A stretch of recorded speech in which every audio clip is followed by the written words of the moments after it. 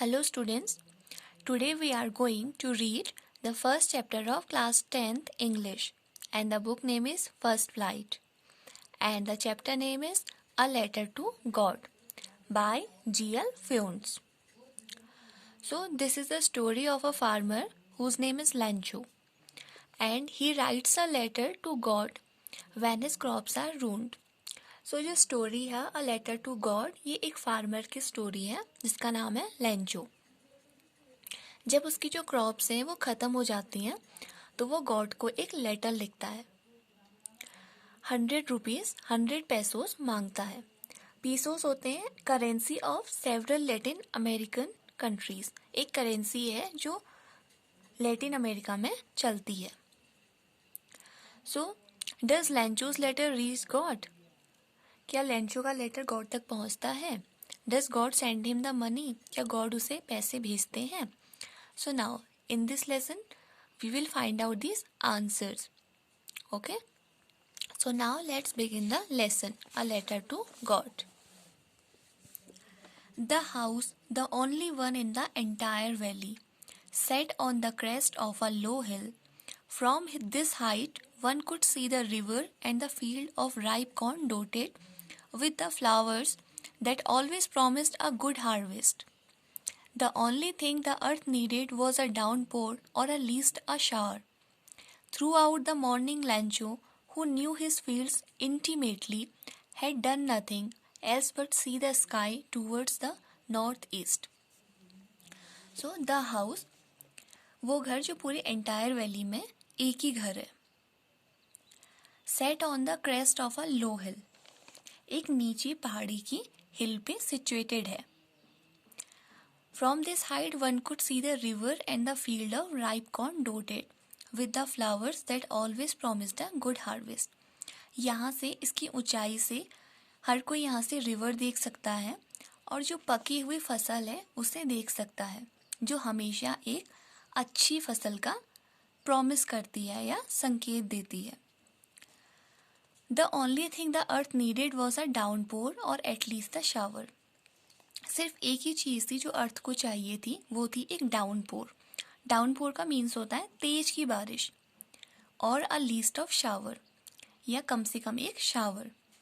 Through out the morning Lencho, who knew his fields intimately, had gone nothing else but see the sky towards the northeast. अब बोलते हैं सुबह से ही जो था लेंचो जो अपने खेतों को देख रहा था, बहुत क्लोजली से देख रहा था। इंटीमेटली मीन्स होता है क्लोजली से।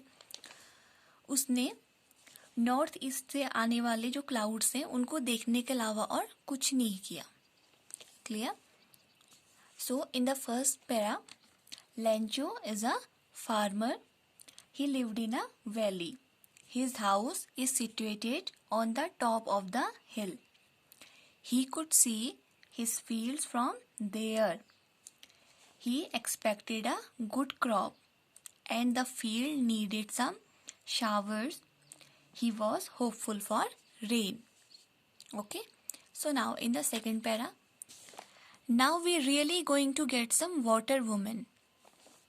तो बोलता है जो वहाँ पे वुमेन है उससे बोलता है इस बार लग रहा है कि हम वास्तव में कुछ बारिश का पानी मिलेगा हमें। The women who was preparing supper replied, supper का मीन्स होता है डिनर। वुमेन जो डिनर प्रिपेयर कर रही थी उसने रिप्लाई किया, यस गुड विलिंग, भगवान ने चाहा तो ज़रूर होगा। The older boys were working in the field while the smaller ones were playing near the house until the woman called to them. जो बड़े बॉयज थे वो फील्ड में काम कर रहे थे और जो छोटे बॉयज थे वो खेल रहे थे, जब तक उन्हें वुमेन ने आवाज लगाई, कम फॉर डिनर, डिनर के लिए आओ।